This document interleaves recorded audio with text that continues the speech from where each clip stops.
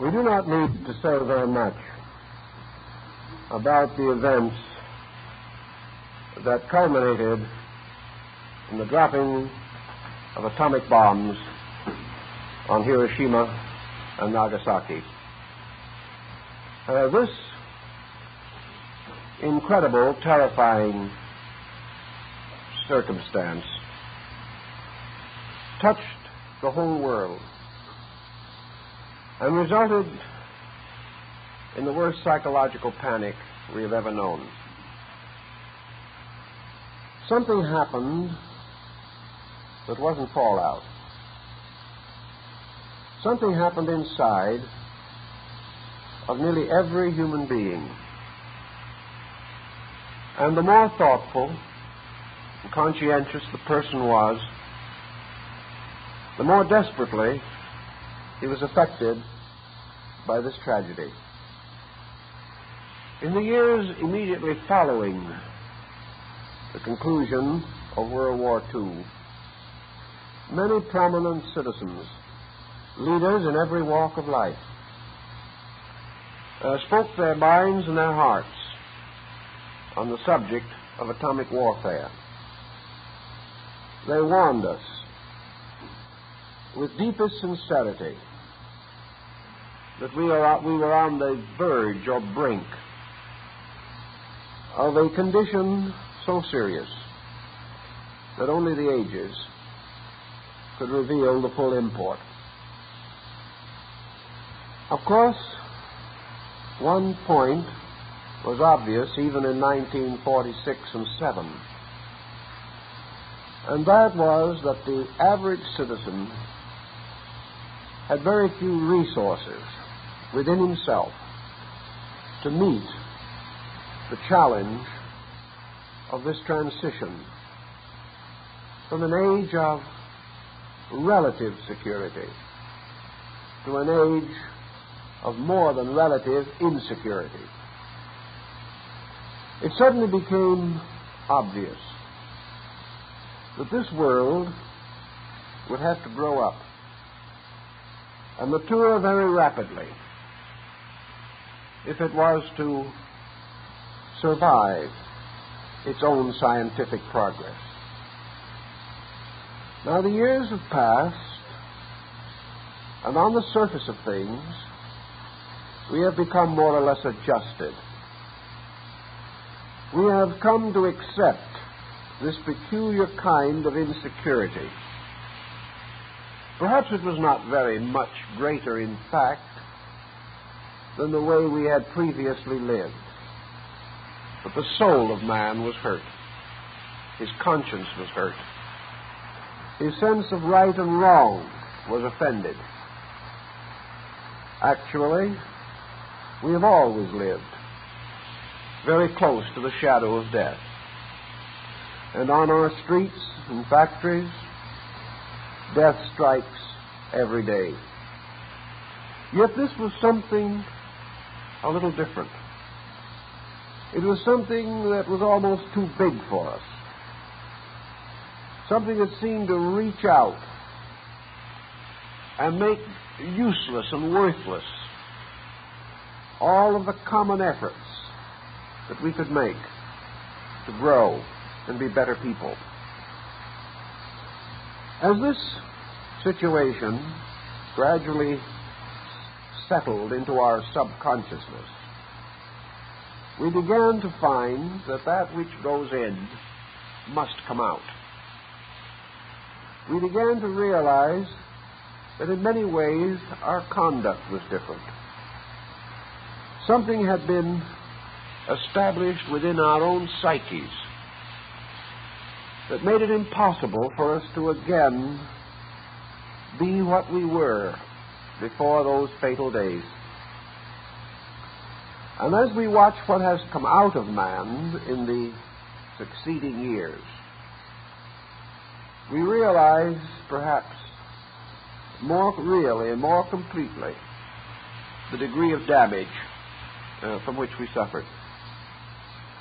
One thing is obvious to nearly every thoughtful person, that from the time of the atomic fission, Western culture, Western civilization, more than that, world culture, has slowly seemed to decline as from some kind of sickness in itself. We have lost anchorage in values. We have lost sincerities of purpose in leadership, in industry, in science, even in religion and art. We see as surely the scars of this occasion as we can observe the motion of the stars in the rings of trees. All of these changes man has had to face. And as a result of this tremendous upheaval in our own life, we do observe an increase in problems and a decrease in answers. We see the individual less conscientious, less honest, less honorable. We see young people with less hope for the future. There gradually comes that kind of reaction which might always accompany such an emergency. The desperate effort to cling to life while we have it. The lack of long-range planning. The insecurity of home and the rebellion of children. Everywhere this disillusionment has struck home.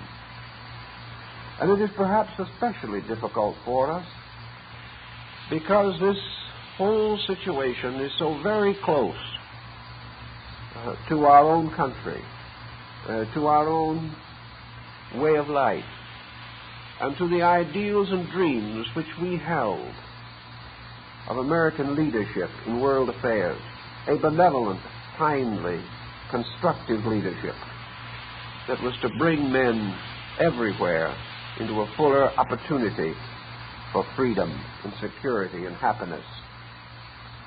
Some way we took this very seriously, probably because it was the result of the ingenuity of our own people. Yet, what has been done cannot be undone. And we have to try to understand in some way the reasons for what happened and how these reasons must be valid and how there has to be a great purpose in the things that happen to us. If the atomic bomb worked a terrible hardship upon our egos and our souls, it should also have brought to our immediate attention something that we had already at least begun to forget. And that is that there is no security in this mortal world. All that which is born to die. And whether this transition occurs in the fullness of years or in the prime of life, it is inevitable. Therefore, actually, the atomic bomb did not invent death. And since those blasts, we have killed many more people on the highways of our nation than died at Hiroshima and Nagasaki. But these deaths on the highways seem to be sort of natural deaths, if we may dare to say that any death is more or less natural. Thus, in our psychic stress and shock, we were confronted by facts that we have always known. But these facts came upon us so cruelly, so intensely, and so dramatically, that we were not able to cope with them immediately. Some of these facts we must review now, because they are essential to a real understanding of the world in which we live and in which we have always lived. It is true that we have never lived under quite such a strange kind of pressure as we now know, but we have never lived as such peculiar beings as we now are. It all fits together to make a picture if we can assemble the fragments.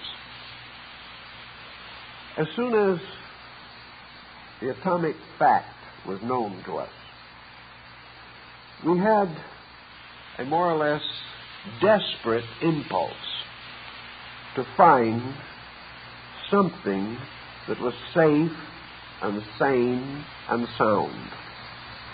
And we looked around and we didn't find it. We didn't find it in society, and we didn't find it in ourselves. Perhaps no phase of this experience has been more humiliating than the realization that it has brought of how unequipped we are to face major decisions. We have drifted along, becoming ever more dependent upon commodities and conveniences and securities provided by public means or by private purse. Suddenly we come upon something that can only be solved if we think it through with every faculty and power which we possess. And we suddenly discovered that we did not know how to think. We had not even realized for generations what thinking means. We had confused thought with opinion. We had assumed that the tongue was tied to the brain, and whatever way it wagged, it was telling eternal truth. This we now know is a delusion. We also realized that for years the philosophy departments of our universities were poorly attended. Philosophy, at best, could only result in a more or less second-class professorship in some school, where the professor would wander about the campus, accumulating years until he closely resembled dear old Dr. Chips. There was no real philosophic basis under our people. In the times of our great physical pioneering in the settling of this continent, and for that matter, pioneering in Europe or Asia before we got here, man had great spiritual convictions to sustain him. He had a kind of native courage that came from the earth. He was close to the earth. He was used to hard work. He was required to be inventive and ingenious in his own right. He had to use his mind to survive. And he gained a certain practical insight, which brought with it numerous moral and ethical consolations. This is no longer the way of our life. And today, we are frankly afraid. We have very little resource to cope with fear. Faith is not strong. Reason does not support us. The future does not look optimistic, and leadership does not appear solutional. What have we then? We have what we have had for a long time and didn't know it, and that is a kind of mental bankruptcy. In our desperate search for profits, in our belief that this world was a place in which we could keep on piling up cities, and that these cities would result in jobs, and these jobs would increase trade, and this trade would strengthen resources. All this line of thinking had taken over. And then suddenly there was a tremendous shaking of the earth, and we were shaken off of our intellectual footing, such as it was, and left more or less in a chaos of confusions. In this emergency, we have taken various attitudes. For the most part, we have simply been satisfied either to be afraid or to try to ignore the whole subject. We have taken the ground that there is reasonable hope that we may live our lifespans and that the deluge will come to the future. Each year, however, it appears that hazards multiply. And as long as there are strong, ambitious persons without very much ethics and very little regard for human life, power is a danger, an ever-present, immediate danger. And every so often, these persons rattle their sabers or begin to pile up stockpiles of atomic bombs, and the world goes again into a kind of nervous breakdown. So the answer has to be found, and the answer is always the same answer, that we meet these problems according to the resources within our own natures. Now we have been provided with these resources. They are not things we have to invent. They are there. They always have been there. But we have turned our attention to things we felt to be less laborious than self-culture. We have found that self-control is least pleasing to ourselves, whereas to continue to do as much as we can in the way we want to do it holds the larger promise. These facts have been reversed by the situation that has occurred. Philosophy has always existed as a help to us in these hours of need. Philosophy has never been of the greatest interest in those successful, sure generations in which persons were confident that they could control their own affairs. Philosophy has always been most vital when peoples were under stress and the need for serious thoughtfulness increased rapidly. Philosophy was once a noble and beautiful institution. It had none of this dull, dusty, moldy quality with which we associate it today. It has none of that vicariousness, this impotent intellectualism, which we rather regard as ridiculous. Philosophy was the result of man's first solemn and serious effort to understand himself, his world, and the laws that govern it. In ancient times, philosophy was not separated from science, or really from religion. They were one body of knowledge. But philosophy was that wonderful power in the mind of man by which all things could be made reasonable, could be made understandable, and if need arise, could be made endurable. This type of philosophy we have great need for today. But when we neglect an area of learning for 1,000 years, it is not going to be in excellent condition to serve us in need. We are told that if we have equipment, we must keep it up. Philosophy is the most neglected part of man's equipment. It has been allowed to fall into the hands of professional thinkers, much like the sophists of old, whose primary concern is merely to perpetuate their own intellectual contemplations. They have made a life of intellect. They have resolved that to them the most interesting of all worlds is the world of thought. And in this world they live and move and have their being.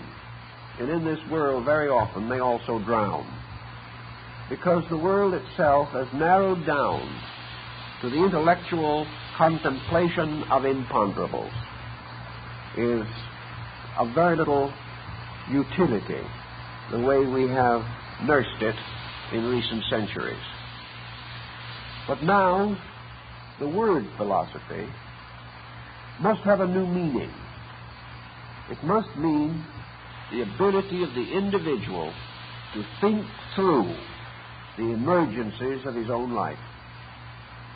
It must represent a kind of equipment within us by which we can actually solve problems, by which we can reindoctrinate ourselves with those principles that we need in order to be adequate human beings.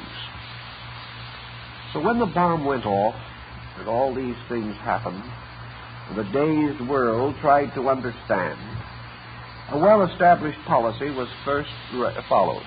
Everyone more or less, at least symbolically, raised their eyes or their hands to heaven and said, what have we done to deserve this? Why are our miseries so multiplied? Is it that, like Job, we are to be tested again? Why were such things permitted to happen? How was it that a kind, well-intentioned, good-natured, honest, honorable world found itself in such a mess? The answer was very simple. It had never been a kindly, good-natured, honorable, well-intentioned world. It had that same kind of innocence that spreads across the face of the small boy who has just been in the jam jar. He was in the jam again, but not the jar in this case. Actually, the atomic bomb was one of the inevitable consequences of man's instinct to competition. War is the most destructive form of competition. We have had war for thousands of years.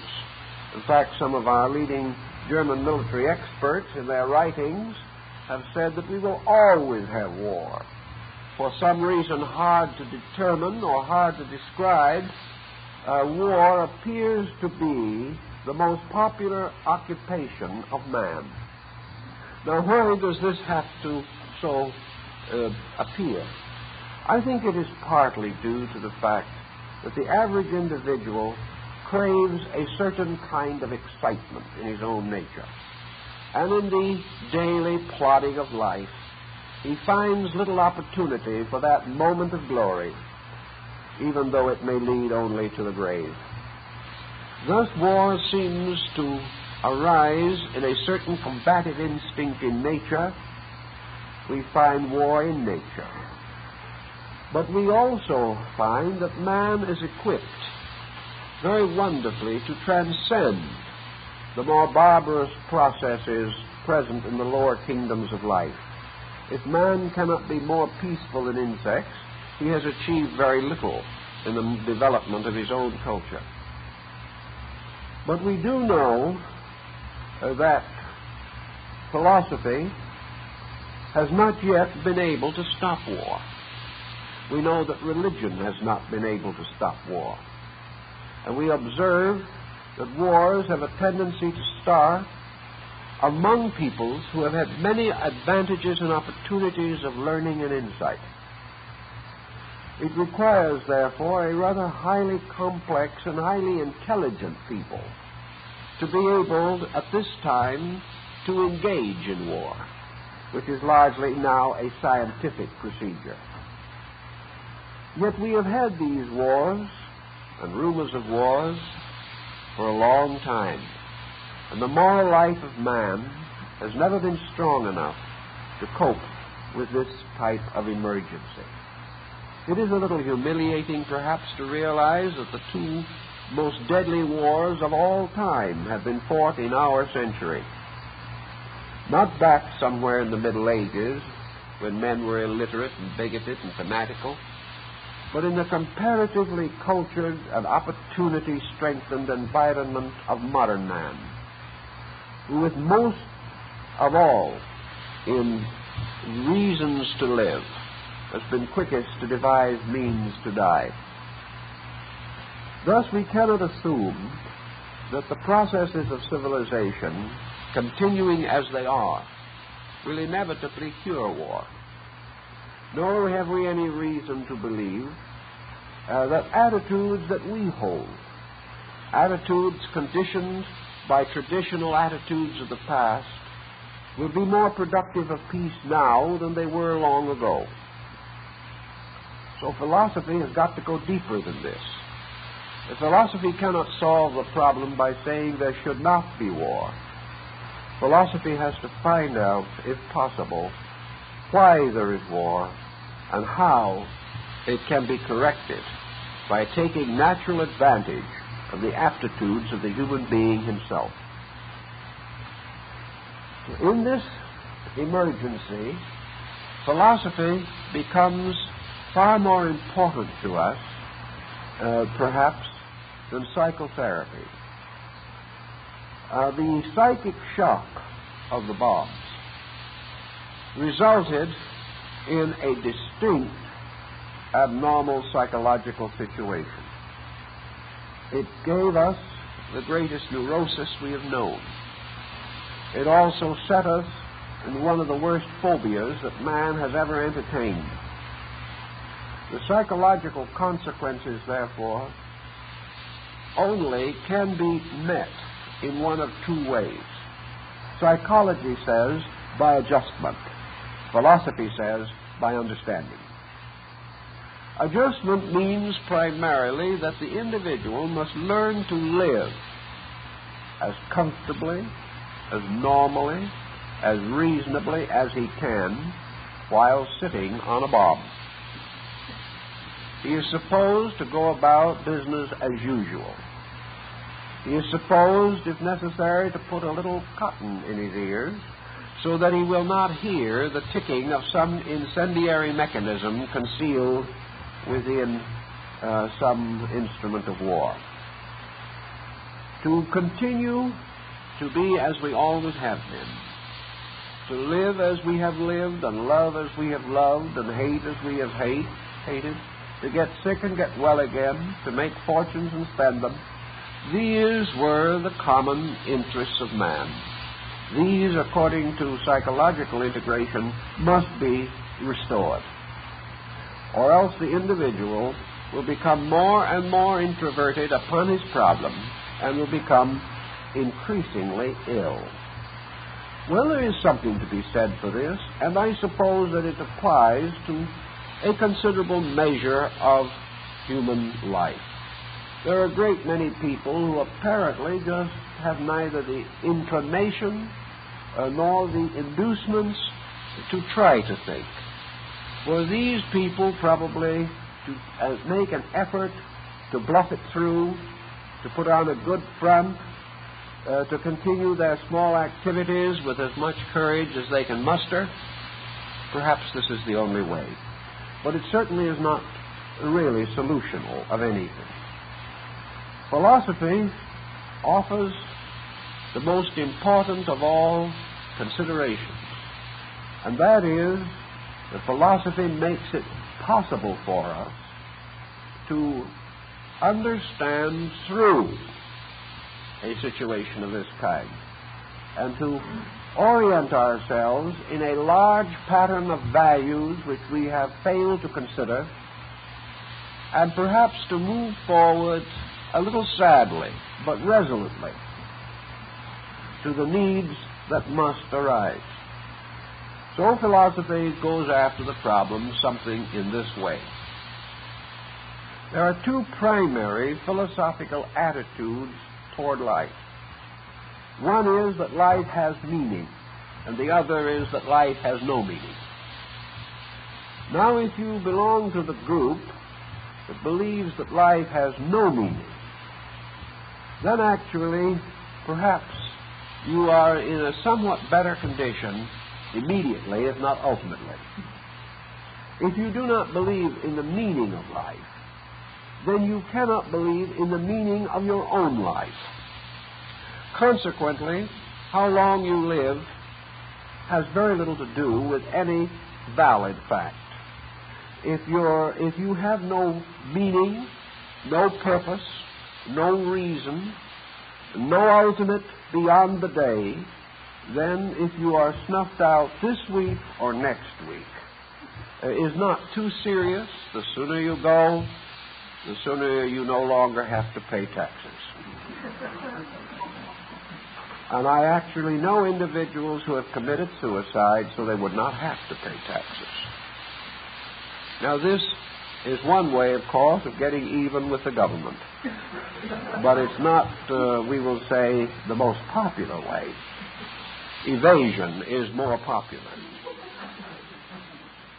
Now, if you believe that there is no reason in this world, and if you pass this concept on as a heritage to your children, so that they will live without reason, then life becomes a small pattern of profit and loss. Life becomes a very insignificant thing.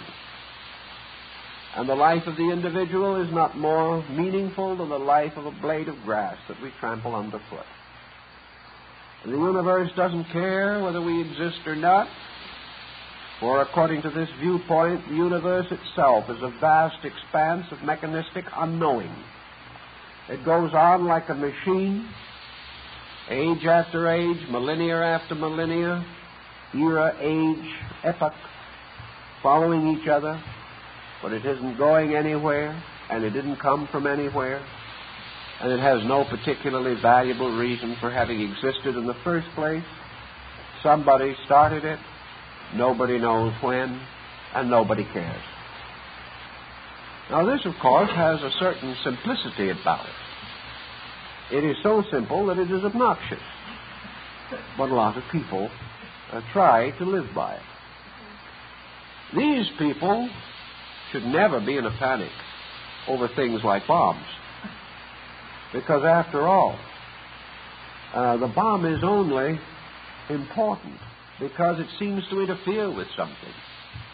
If there's nothing to interfere with, it isn't important. It isn't important to a man on his deathbed that a bomb will fall 6 months after he's gone. And if the individual is going nowhere and will never have any memory of how he died or what the conditions are in the world that he left behind, and he will not even have a memory or a thought concerning his own descendants, having descended himself into this quiet oblivion, what difference does it make? Now, this type of thinking has gained a certain amount of strength, and we have some existentialists who feel quite keenly about it. The only difficulty with these people is that they are a bit unreasonable or inconsistent in their own attitudes. If life isn't going anywhere and isn't going to amount to anything, why is it that these people are so desperately anxious to live while they are alive? Why does this clinging to the moment mean so much to the individual if the moment itself is nothing? How are we able to get so tremendously worked up over spreading the gospel of unbelief when it makes no difference whether we believe or do not believe? We will all forget and be forgotten. So we go out very much to champion the cause of our own non-existence, a rather, shall we say, profitless undertaking. If, on the other hand, we are internally convinced, and I think that most persons who are not sick in some way have a conviction in themselves that there is a reason for this life we live, that materialism is itself a byproduct of psychological sickness, that the individual who psychologically is so poorly adjusted with life that life is only hurting him continuously is the individual who also is attempting to commit a kind of psychic suicide by destroying his own vision of his own purpose and continuity. He is hoping for oblivion because he is unable to cope with meaning. If, however, he has a tendency to cope with meaning, then he is very likely to gradually line himself with the idealists, the individuals who are convinced that life has a meaning. Now, between these two poles, or opposites, so to say, A number of bridges have been thrown at different times during the course of human experience.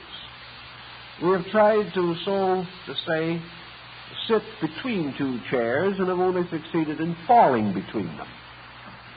We have tried to take a little of materialism and a little of idealism and stir them up and make some kind of an acceptable brew that had some flavor in it. This particular type of mulligan, however, philosophically speaking, has never been very much good when it was called upon in an emergency. The idealist stands on certain principles, and these principles are sustained by an archaic, archetypal conviction inside of man. As a result of this conviction being innate, being essentially part of our own humanity, as essential to our existence as the power to think or to feel, because we have this conviction, we are naturally inclined to accept the significance of purpose. And this acceptance has been universal among peoples. No civilization has ever risen to any height or sustained itself on a cultural level for any length of time without this sense of interior life purpose. And very few individuals have ever succeeded in this world who did not sense purpose in themselves or realize a certain dedication to a concept, a conviction, an ideal, a principle, a belief, or a policy which was important. Now, if we finally line ourselves with the vitalists rather than the mechanists, with those who believe in value rather than those who believe in nothing,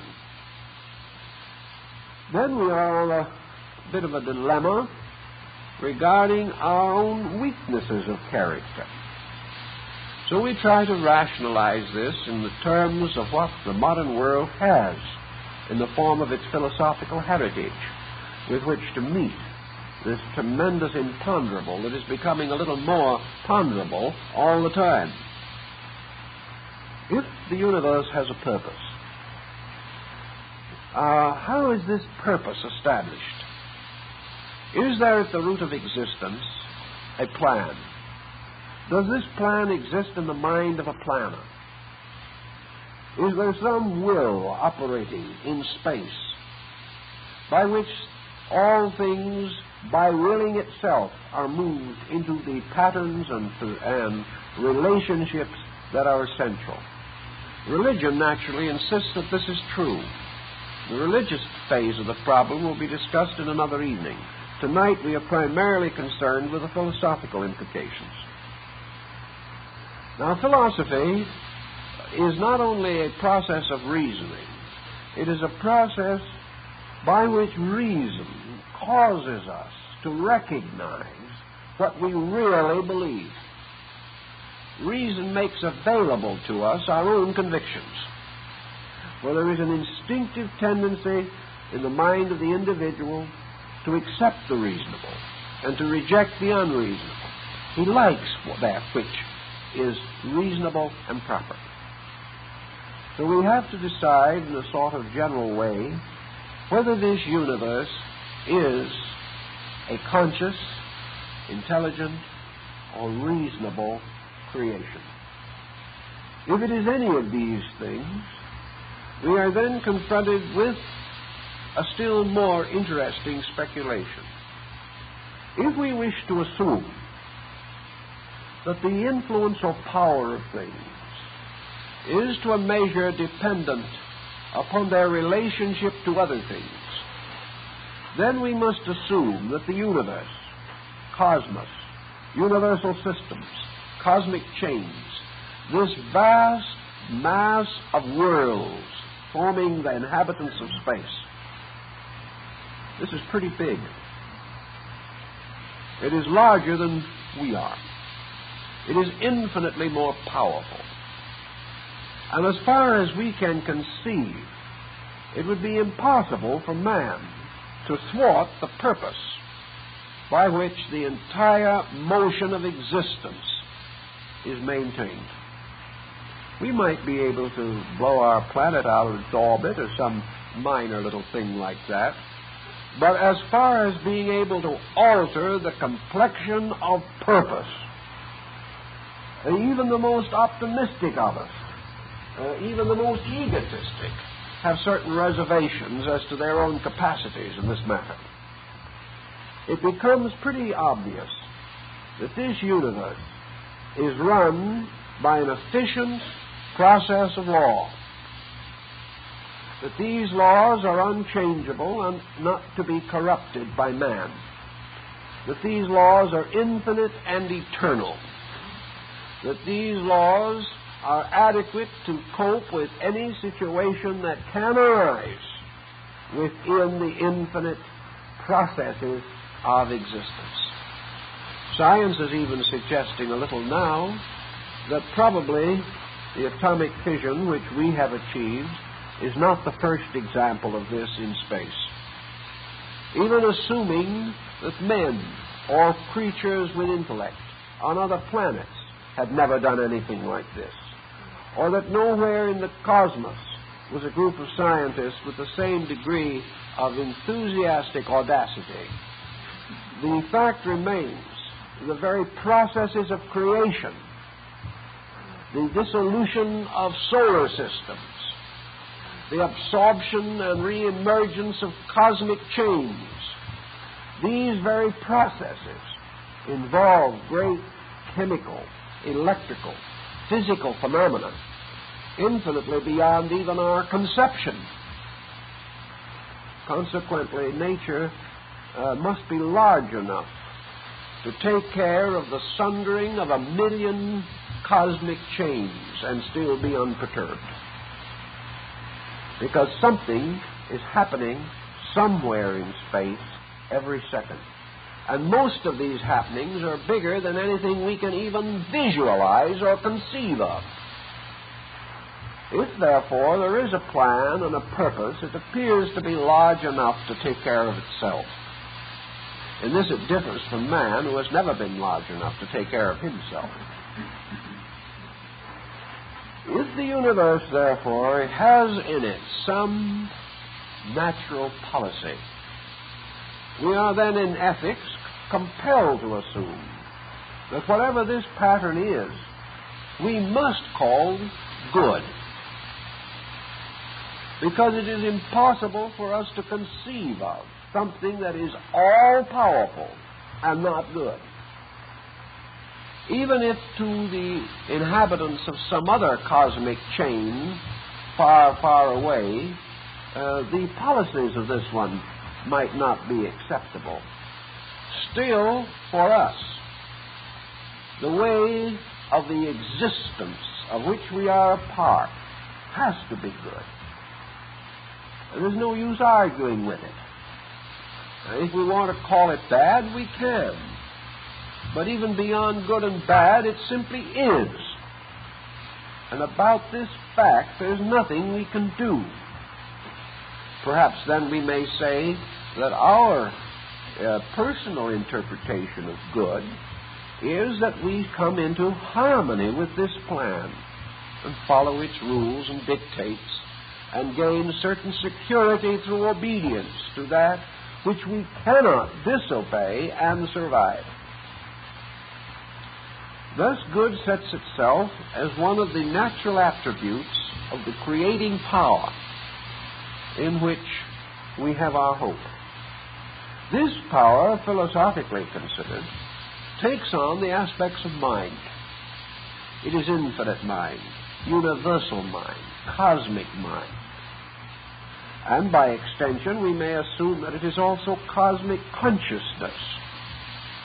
For consciousness as we experience it is never entirely separate from mental phenomena.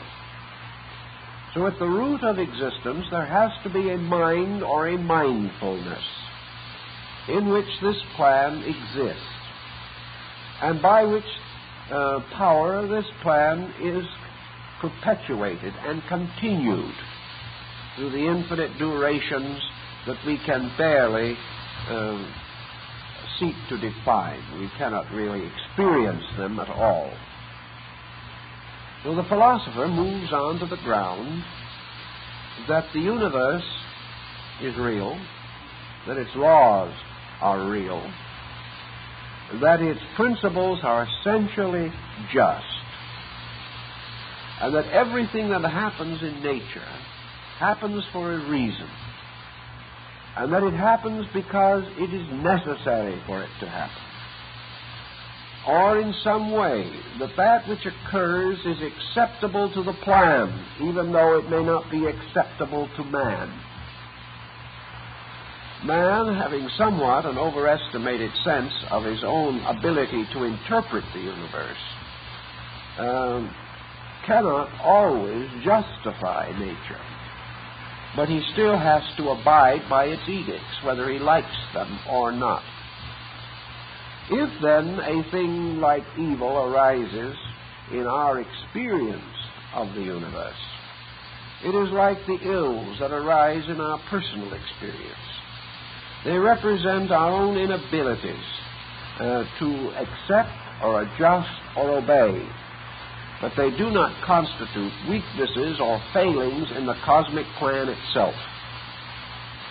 Philosophy, therefore, actually more or less assumes that the creator of things is the real or only true philosopher, and that therefore everything that this creator does is wise, thoroughly thought through with a wisdom that transcends human comprehension, and that consequently our problem is not to shake our fists and say why, in the sense of why does it happen. Our problem is to thoughtfully attempt to discover those reasons by which the happening has become inevitable. Now, if we think a little bit, we can do this pretty well with the problem of the bomb. We know that the bomb is a perfectly natural evolutionary progress in military armament. We know that day by day, century by century, we move from a rough stone hurled by hand to a slingshot, to a hatchet, to a bow and arrow, to a spear, a lance, a javelin, finally to the beginning of machines of war, to the invention of gunpowder, round shot, shrapnel, many things of this nature, finally the comparatively primitive bombs of the last century, and at last to the present situation. This has been the natural growth of man's means of destroying. This growth would not have been possible had man not continually excited it, made it happen, in the causes which he regarded to be righteous warfare. He used these means either for defense or offense, and he was perfectly willing to keep on doing these things and creating new instruments until he suddenly reached the point where the instrument turned on him, and he discovered something so powerful that he became afraid of his own ingenuity. This is a perfectly natural procedure, just as natural as the growing of a child or the unfolding of a business policy. This was nothing exceptional, remarkable, or incredible. It was simply the fact that man had his eye on destruction, and he kept it there. And he became ever more proficient in the perfection of the means for destroying. Thus, it is not something that fell out of heaven, or something which the devil whispered in his ear. It is something by which, gradually through the ages, he has sought more and more means for enforcing his demands and exploiting his fellow men. This situation, therefore, is little more or less than poetic justice, that it should come back upon him as he himself sent it forth. These facts, however, are not a great deal of consolation as we ponder the newspaper at the moment. But there are certain consoling principles that we have to bear in mind. First of all, philosophy teaches us that everything in the universe that is real is indestructible. Even science takes much the same attitude. If man wishes to regard himself merely as an animated body, and chooses to decide that if this body is blown up, that is the end of him, this is his choice. This is his interpretation. This is his learned and unreasonable answer to very definite problems. But the fact that he takes this attitude does not make it true, nor does it make it inevitable or factual in any sense of the word. One of our problems is, very frankly, that the average individual does not have any clear internal conviction on the subject of immortality. He has a hope that he may survive to a better place, but he is by no means convinced of it as far as his own daily living is concerned. He is not certain in his own nature that he is immortal. This uncertainty is racking his life desperately at this time. Furthermore, he has lived so long within the narrow environment of his present physical existence that this has become tremendously real to him. The things he is doing have become tremendously real. The attachments have become tremendously real. And it is not unreasonable or wrong that they should be very vivid in his consciousness. But as Buddha pointed out 2,600 years ago, as long as we make this world the sovereign reality and the conditions that exist here the most important things in our lives, we are going to live forever on the brink of ruin. There is no escape from it. If peace would produce, for example, physical immortality, so that we might continue in these various associations that we now like, and of course have to be bothered with some we do not like, they might make a little more sense in this. But even this is not true. As somewhere in each life, we must discard all of it. We must discard every association and every acquaintance that we have. Some feel that it is better to pass out of this life peacefully in bed, surrounded by our weeping relatives. This, however, is a little dramatic and nostalgic, but some of the individuals near transition have, with their last feeble voice, requested the relatives to leave so that they could die in peace. So there is a great question as to whether there is the happy way or the happiest way to depart from this world. But one thing is certain, regardless of how much money we have or how little, regardless of the status which we attain or do not attain, we are ultimately to depart into that quiet and peaceful area which Gray describes in his elegy to a country churchyard. This is the end for physical life as we know it for the person.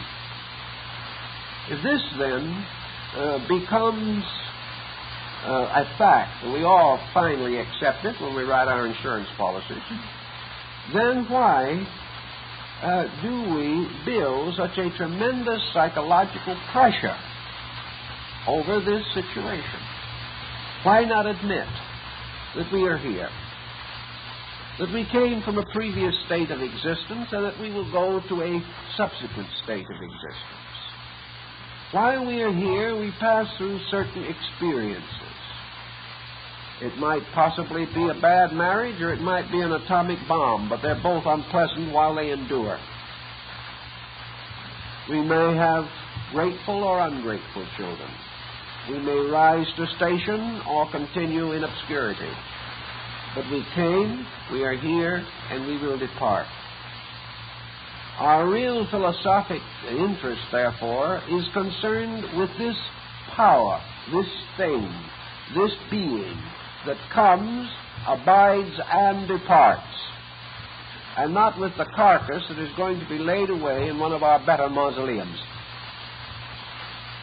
This division, therefore, between the person and the body, this recognition that man is a being, that man as a being has had an eternal existence and will have, that man as a being has gotten himself into trouble since the beginning of the great cycles of existence, and will probably get himself into trouble for a number of cycles into the future. But that by some wonderful machinery of the infinite, man has never been able to destroy himself. And in spite of all his noblest efforts in that direction, he never will.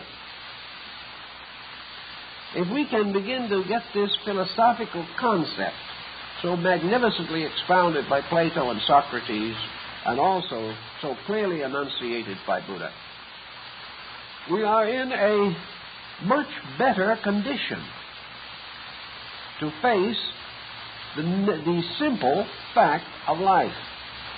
And that is that we must all face transition, regardless of how it comes or where it comes from. And that therefore our primary purpose in being here is to live and to learn and to do and to grow and to help, with the full understanding that when our allotted time comes, that will be it. If we accept this as we accept other evident facts of nature, we will not be in a pandemonium over a particular incident that may arise.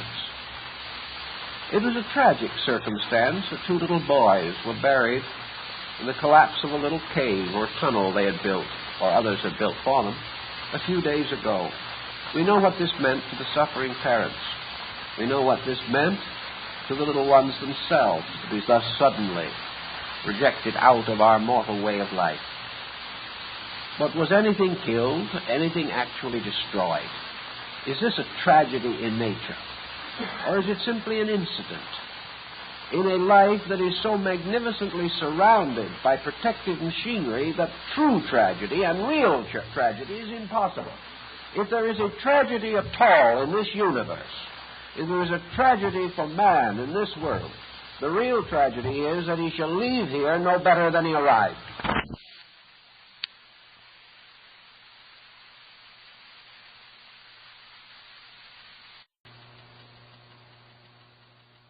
Is in turn offering certain choices. And the principal choices in each case are the choice of acceptance and the choice of rejection. And when experience is accepted, we move forward.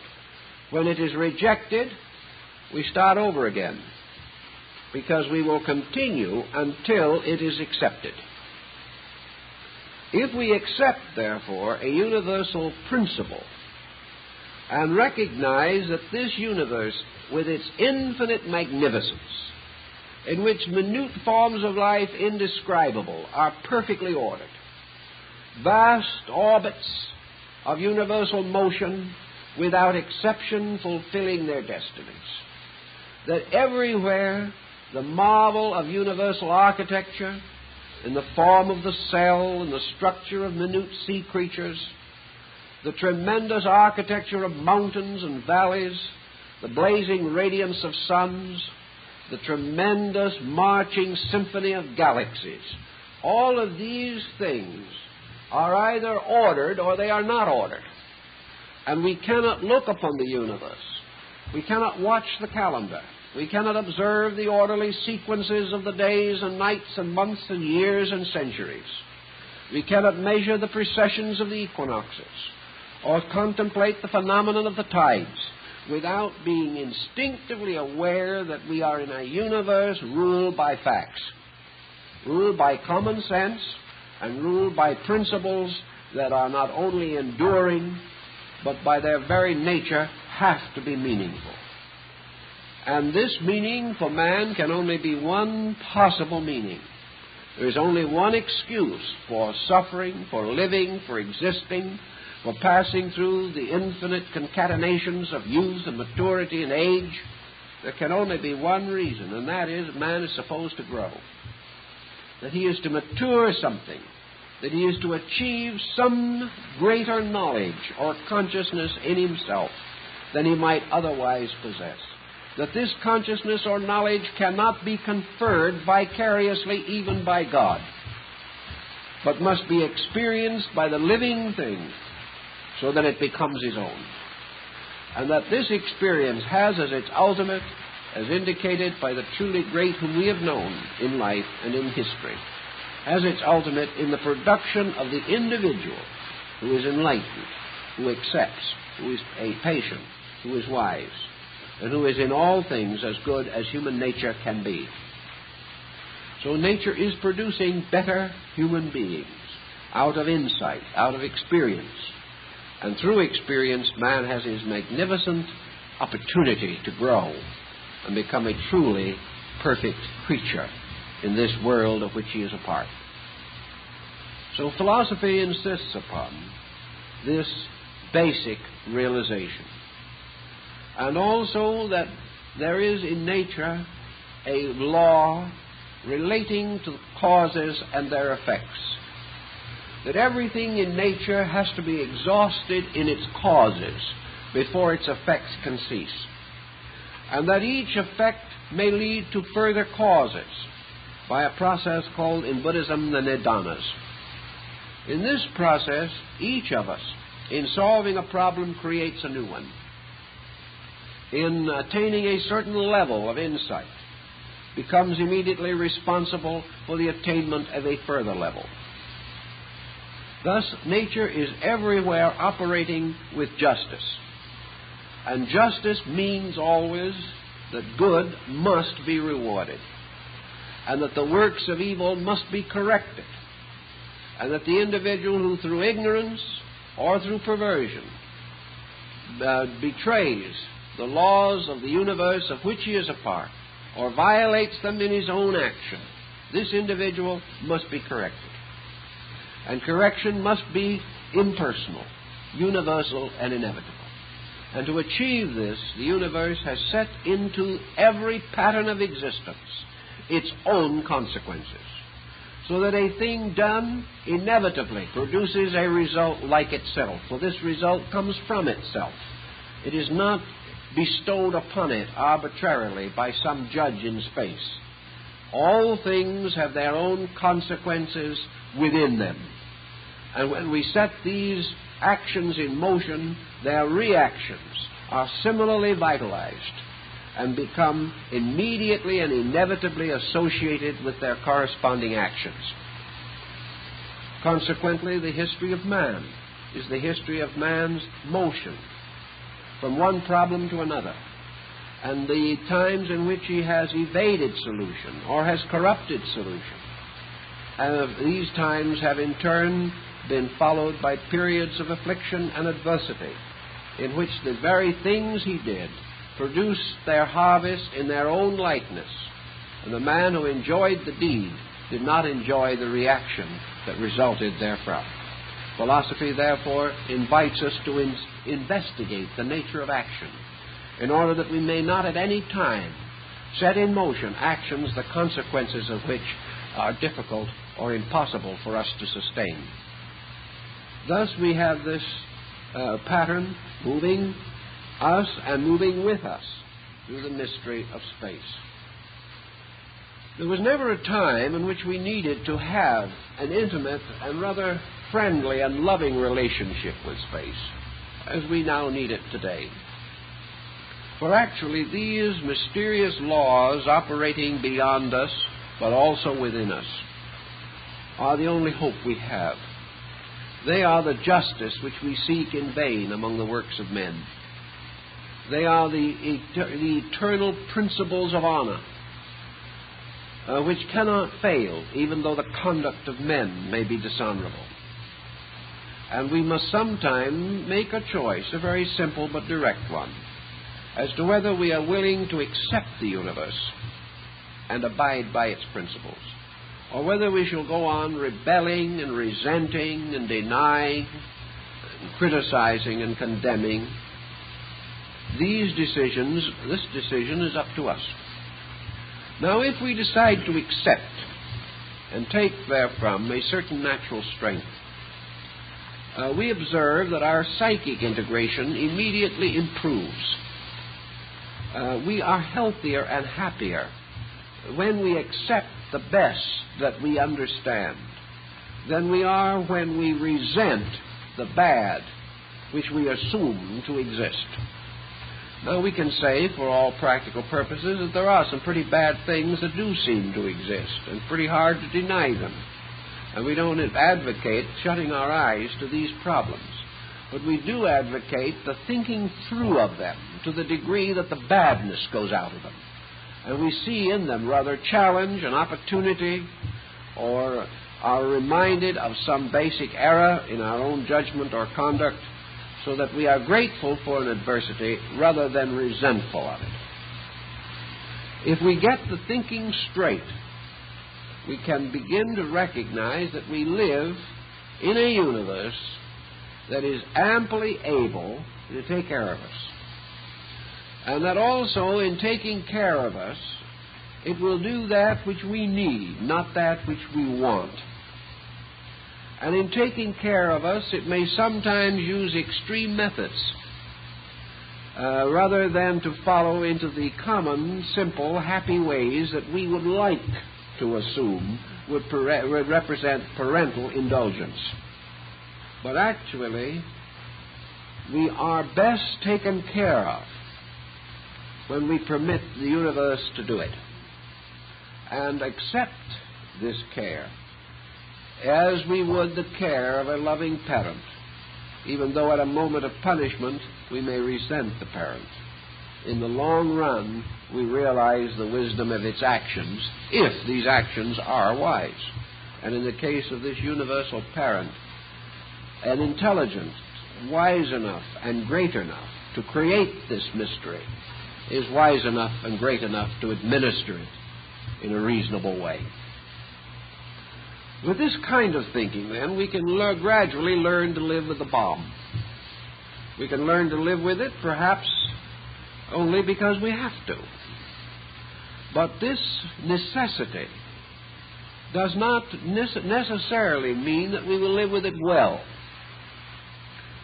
It will not necessarily mean that we can give a good example to our children.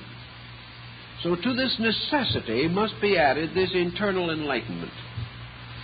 To the necessity must also be brought the understanding, so that we are able to adjust ourselves to a slightly different degree of impermanence than we have ever known before, but a degree which is not unique in space, in no way different from any other kind of impermanence. In the fall of 1923, a great earthquake hit the Japanese islands. In this earthquake, if the truth were known, and I suppose the truth will never be known because of the conditions and the situation, I would suspect strongly that 250,000 died. We became duly and properly perturbed over this, and we rushed help to them, and we did all that we could to ease this situation. But this emergency was just as great as an emergency caused by a bomb. In the Lisbon disaster, about 150 years ago or something like that, between 70 and 80,000 persons died in a few hours. There have been earthquakes in Asia, for example, that have shaken and torn to pieces areas larger than the United States in one quake. These things we call natural phenomena.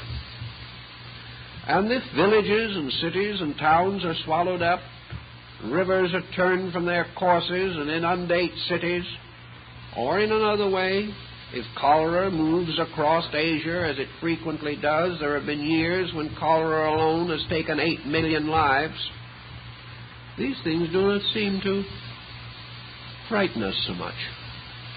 We don't want to be there when it happens, but it's a line or two in the newspaper underneath the football score. These things we take for granted, so that actually life to us subconsciously is not viewed as we consciously view it. Life to us is a perishable commodity. We know this, and we adapt to it in any way that we can. But the bomb is different. The reason why the bomb is different is because man is responsible for it. and he has the guilt of it on his own soul. He has no guilt for earthquakes. But with the bomb, he suddenly feels that he himself is destroying his own kind. That this whole thing is a sort of dishonorable suicide. This hurts him. It hurts him because man has always wanted to be regarded as the noblest of creatures. He likes to think he is far above the animal, far more advanced than primitive peoples, that he has a marvelous record of progress, and then crash, this thing explodes in his face, wiping away all his progress as far as its own psychic overtone is concerned. Perhaps we have to help man in this dilemma. Help him to realize that although he has done this thing, all he has really done is built another kind of a castle in a sandbox and knocked it down. That actually, just as surely as he has overestimated his attainments, now he overestimates his own destructiveness. Well, what can he destroy? Nothing that worms would not ultimately take away. Someone said not too long ago that there was a killer loose in the world that was more terrible than anything that we could command or imagine, and that this strange, insidious thing would, in the course of the next 100 years, take 3 billion lives. This killer is the death rate. We don't think about that too much. But we didn't create the death rate. It is this moral thing that has come down to hurt us. It is this thing within ourselves in which we suddenly stand face to face with a kind of savagery and become aware of the atavistic tendency of our own conscience and our own consciousness in its lowest and least unfolded condition. So now we have to live with these facts also. We have to live with a philosophy. And the philosophy tells us very simply that the reason why man could create the bomb is because man forgot the most important part of his heritage, and that was the heritage of beauty and truth and love. That with all his haste and development, he considered canons to be practical and love a vanity of women.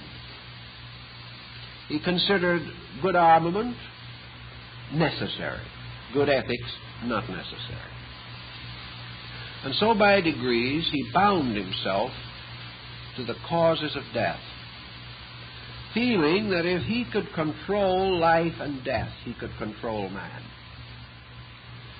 That the one threat he could hold over the head of any man is the threat of death. And that for most people that threat would bring them to their knees. In the desperate effort to live, men would sell out everything that is real and valuable in life and simply cling with their fingers dug into the earth, cling for a little longer to this right to be physically alive. This was the power of death. This is the power of death that Jesus sought to tell us had no longer any authority. But we didn't understand. We didn't know the meaning of these words. We did not realize that death would be swallowed up in life. We were unable to orient these facts. Now we've gone along and we've had a fairly successful century. We have made a lot of money. Look like stocks are picking up a little. But the rise in stocks isn't as cheerful as it used to be. I heard a man say yesterday, they're going up, but why? They're going up because it looks as though men would die. We're learning. And we have to learn a lot more. We have to learn the lesson that we refuse to learn in love. We have to learn this inevitable tragedy of the individual ignoring those values in his own consciousness which alone make him human. So if we can't do it, And if we won't do it, and we insist upon playing chess with human life, then we are breaking the rules. And it is necessary for us to discover the meaning of this in universal terms. But the fact that we may be seriously chastised for a very serious fault, because the universe has been more than patient with man. He has been a nuisance from the beginning. And many have regarded him as the most vicious parasite that was ever produced by nature. He has plundered everything and restored very little. He has given little of himself to the advancement of life, but has taken from life everything he could get. Nature says this isn't cricket. This is not the way it's done, my friend. You had all kinds of wars, massacres. You have seen tragedy, sickness, crime, and death, but you've done nothing about it. You have gone merrily on your way, saying to yourself, I can make a profit off of this war, and it'll be fought somewhere else. Nature says this won't work. And so now we find a more severe evidence of our own mistake. Now, everyone is not involved in this mistake. Most people, as individuals, do not want to go to war.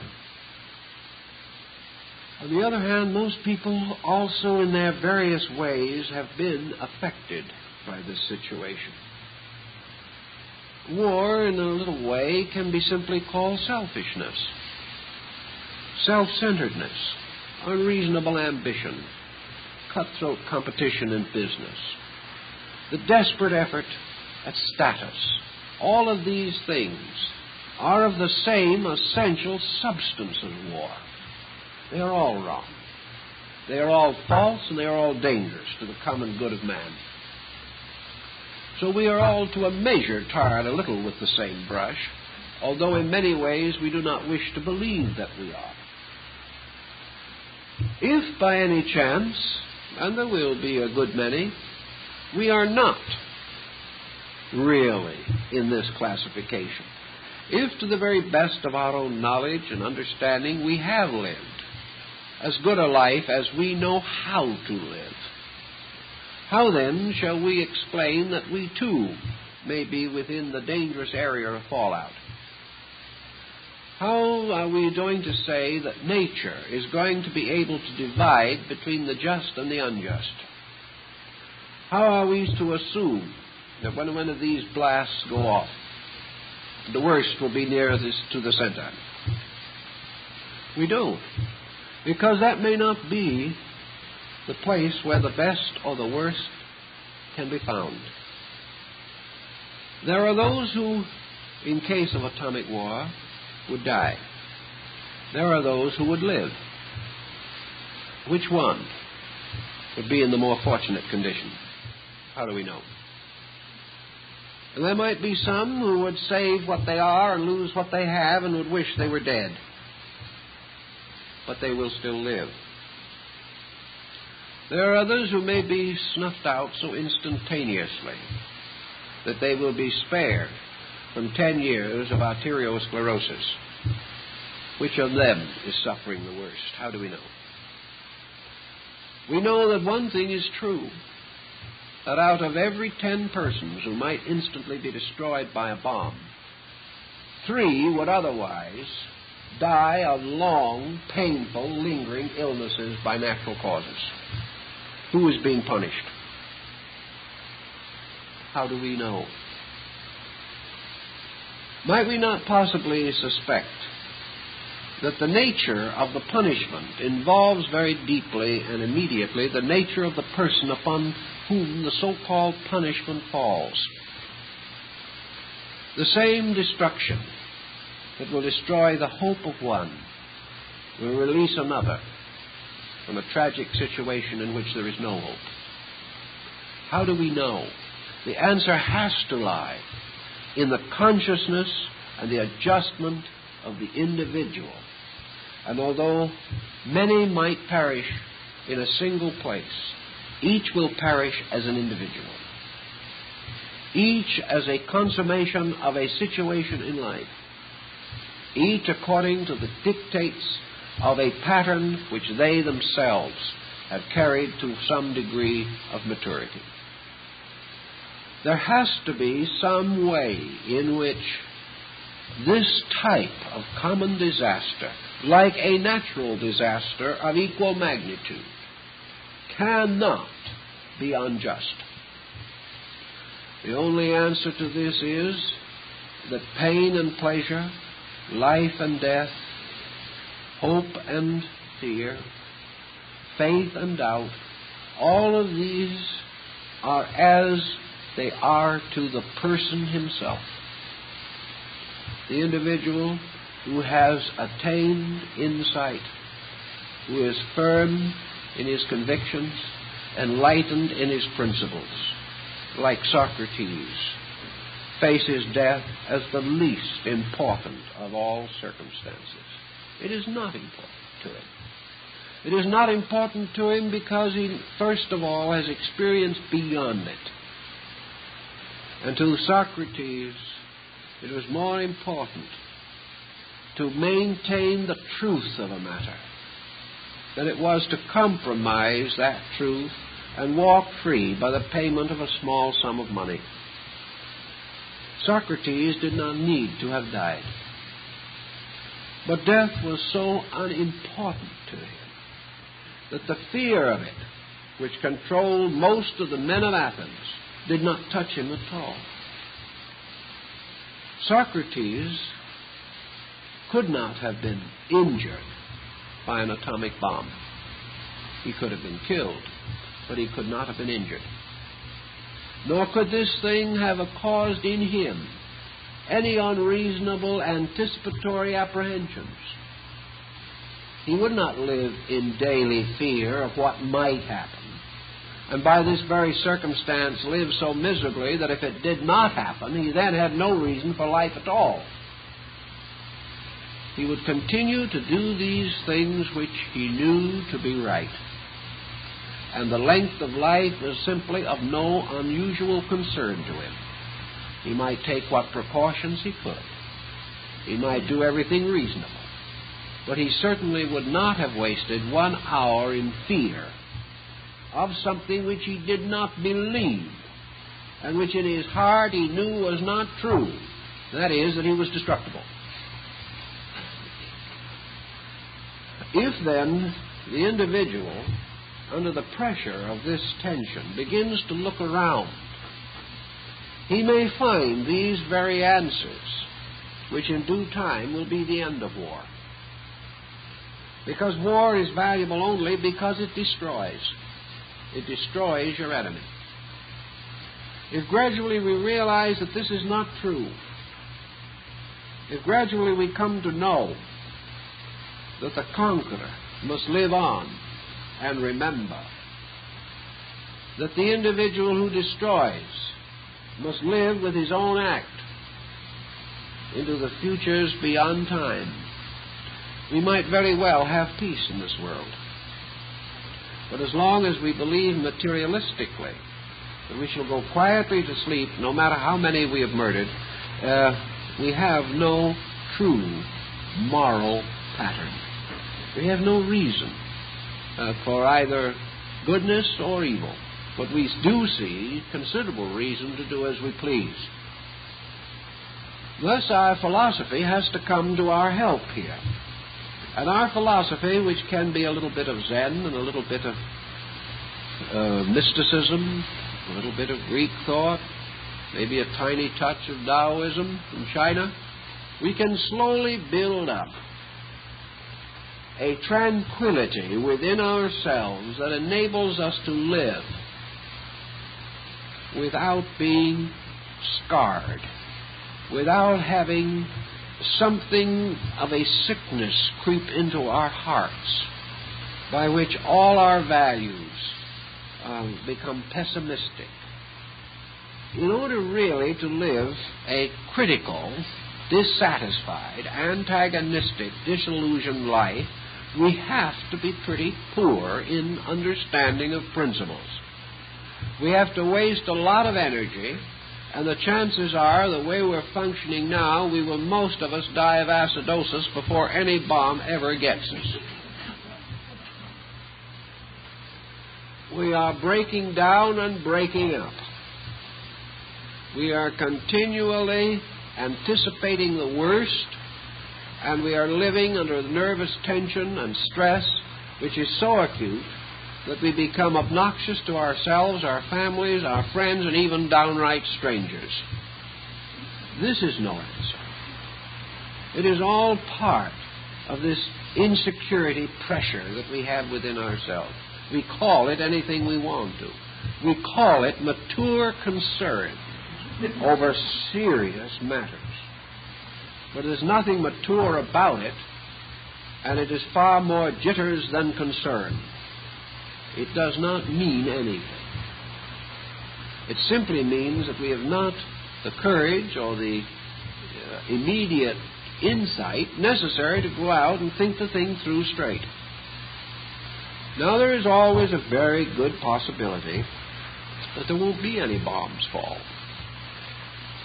There's always the very good possibility that man's subconscious has already learned a little bit, and that nobody really wants to be the one to drop the first one. There might be also rather physical advantages in being cautious, because as these stockpiles rise, it becomes obvious that the destroyer must himself accept a tremendous attack of destruction from his adversary. The thing is sometimes regarded as a bit of a stalemate, and perhaps it will never happen, that there will be an atomic war. This, again, points out that the greatest preventive power would be the gradual waking up of man to the magnitude of his own selfishness, his own stupidity. If he can awaken to what's wrong with him in time, he may save himself this entire terrible sequence. We sincerely and devoutly hope that he will be able to do so. But if he does so, it has to be because he makes some improvement in himself. He must understand more deeply. He must accept principles more honorably. And he must also stand by truth more firmly. He cannot achieve peace by selling out to the enemy, nor by compromise. His greatest hope of peace, the greatest chance that he has to live, is the fact that he is not afraid to die. This is his hope of life. This is the hope of an honorable peace. Because if fear comes in, then compromise goes with it. And on compromise, we can never have any security in this world. But our great hope is that by not being afraid, we can prevent that which we fear. Now, there is much to support the possibility of such a reaction. And certainly it is the best reaction that the individual himself can cultivate. We have to live with this. Now we've got to learn to live with it in a very beautiful manner. There was a case that a little bit on this order. It was a private problem, but it's not so far from it. Years ago, there was a very distinguished and cultured Japanese gentleman who had given his life very largely to beauty and to art and to literature and to culture. And one day he learned that he only had a few days more to live. He was an elderly man. A serious illness had invaded his body, and it was only a matter of days. So the last day of his life, he was assisted partly from his bed. They went down into another part of his house with the assistance of his family. And there, seated quietly on one of the mats of the floor, he gathered up the flowers for a flower arrangement. To him, this was the best way to go. That his last work here would be a labor of beauty. that he would find in the gentle peace of bringing beauty according to his concept of beauty, that he had the answer. And shortly after he finished the arrangement, he passed on. But his last expression in life was not fear, nor hate, nor anxiety, nor doubt, but the simple continuance of an act of beauty. This was the way he wanted to go. If our world would live more like that, it would not go, because it is where the important values are that our security rests. And if each person in his own life held beauty more sacred than life, love to be greater and deeper and stronger than pain, quietly we would fulfill our various works and in our due time quietly depart. This is the way nature intended. But man, by false values, by constantly creating artificial things and becoming the slave of them, has lost these simple dignities that are important. So if we can strengthen our culture, if we can strengthen our lives, if we can find new resources, if we can say very honestly that how long we live is not very important, but how well we live is of the utmost importance, and begin to think on this level, we probably will have life given to us. There are many stories told of very sick people who have had a great driving purpose in life, something that needed desperately to be done. And in a wonderful way, most of these people were given the energy, the strength, and the time to accomplish this necessary thing before they went. And they went when the work was done. This power to endure until the work is done is also shared by races and by nations. Races and nations grow old and die also, or are absorbed into the currents of new peoples. But everything survives, it seems, as long as there is a work it must do, a purpose that is bigger than self. In this type of an emergency, therefore, when it is rather dangerous and painful to think about self, we have added inducements to live for larger purposes. We have more inducement than ever before to enrich this being in the body, so that if it goes and when it goes forth best prepared and equipped for an existence in space. For surely it will leave behind these things with which it is familiar, but the principles of life which it has absorbed and contemplated and built in as character, these are a heritage that will not fail. So what our atomic age is telling us in terms of philosophy is rather simple. It is simply telling us what we have always known, that everything here is transitory. This is just a little more obvious statement of it. Also, that each individual must gain a philosophy of life that is stronger than death. That death cannot be regarded as any longer either a nuisance or an interference. It must be regarded with some of the same concept of understanding that Walt Whitman had when he wrote a beautiful poem to death. Death is a friend because in many ways it consummates the various activities of life. It breaks up patterns that could not otherwise be broken. It releases individuals from cycles from which they can no longer release themselves. It moves the individual out of situations back into universal opportunity so that he may redirect his courses according to his insight. These changes are not disasters. They are part of the eternal life of things, of which transition is merely an appearance. Suns, moons, planets die. Everything passes from an active to a passive state. Everything is objective and then subjective. These tides are forever turning in the universe. Our main concern is that when men interfere with this tidal rhythm, suddenly death becomes a terrible thing, because it is apparently caused by so terrible and horrible an instrument. But regardless of what causes it, it is the same. Regardless of what it is, each person must rise above it by an experience of his own consciousness. One of the Greeks said that all men in this world live for one reason, and that reason is that they shall learn how to die. There's a lot of wisdom in that, because death is one of the most honorable, the most magnificent experiences of life. It consummates life even more than does birth.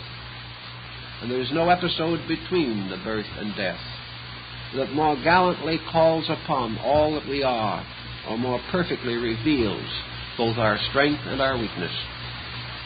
So that in this issue we can move with a certain contentment, even in an atomic age, fully aware that nothing can happen to us that is not right, and that if it is right that this should happen, then it is because there is an end beyond far greater, that this is only an appearance, but that the substance behind this appearance is eternal good and eternal love, ever moving. It is always easy to see love in those who do things to please us, but we must also learn to see love in the wisdom of heaven that does that which is best. This is our understanding. This is what philosophy does for us. And this is how we can take philosophy and apply it to the problem of this time. And if we can apply it well, we shall achieve more than one end. We shall not only attain a quietude, a gracious acceptance of inevitables, which is the most important conservation of energy possible to us, but we will set a good example to a world that is shaken and rather sick about it all. For in these times, it is important that philosophy shall enable us to walk upon the surface of the ocean and say unto the waves, be still. This walking upon the ocean is man's ability to walk quietly across the surface of eternal change, unaffected by it. That the individual has the power to say to the tempest, be still. He also has the power to say to his own heart, be still and know. These are important discoveries, and we probably would have been 500 years slower in attaining them had not our scientific skill suddenly brought this crisis upon our world. We were headed that direction for a long time, but suddenly it happened. And like all emergencies, we are not always prepared when they happen, even though we know they will come.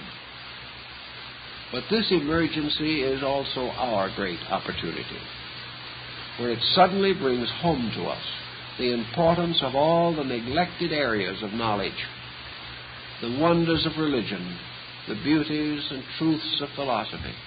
It also causes us to come into great and clear insight into the true wonders of science, and how this particular thing is also the shadow of the good that man could do if he could turn his ingenuity to the service of his neighbor rather than to the destruction of an enemy. But we have learned now that science can explore far into the mystery of life, and that can also make great and good discoveries if its conscience and its heart will lead it in the right direction. We are recognizing that we live in a world of powers that we never knew before, and we now must adjust to the right action of these powers. Part of the Bushido, or great code of the Japanese gentleman, used to be that a samurai carried a sword, and as Prince Toko said, The sword is a weapon, and it is a test of character. The gentleman will draw his sword to protect his honor, or to protect the honor of others. But the strong man is the one who wears the sword, but is too wise to draw it. He is stronger if he wears the sword, because then the temptation to draw it is more real. But his great virtue lies that holding it in his hand, he will not use it. Long ago, perhaps, Shotoku Taishi sensed something. Today, we hold in our hand a weapon far more keen than the sharp, curved blade of the samurai. If we are a gentleman, if we are wise, if we are honorable, we will use it to protect the good and to protect honor. But if we are still wiser, we will use this weapon as a symbol that we can hold it and not use it. And this is the symbol of our own self-control. And today we need that self-control. Never before have we had as great an opportunity to be good. For never before have we had such a ready means of being evil. So if we can hold this tremendous discovery in our hands, but be too wise to ever use it, we may gain a lesson that thousands of previous years have never been able to teach us. So we have to face these lessons, and we have to face the life that they bring. And in this time, realize that we were not left alone in our extremity like poor old Cardinal Wolsey. We are not left alone. We have been provided with all the means of insight that we have ever needed. We have available to us all instruction, all insight, all inspiration of beauty, truth, love, art, literature, ethics, and culture. These things are all available to us. The solutions are available and are at hand. We only need to reach out and take them.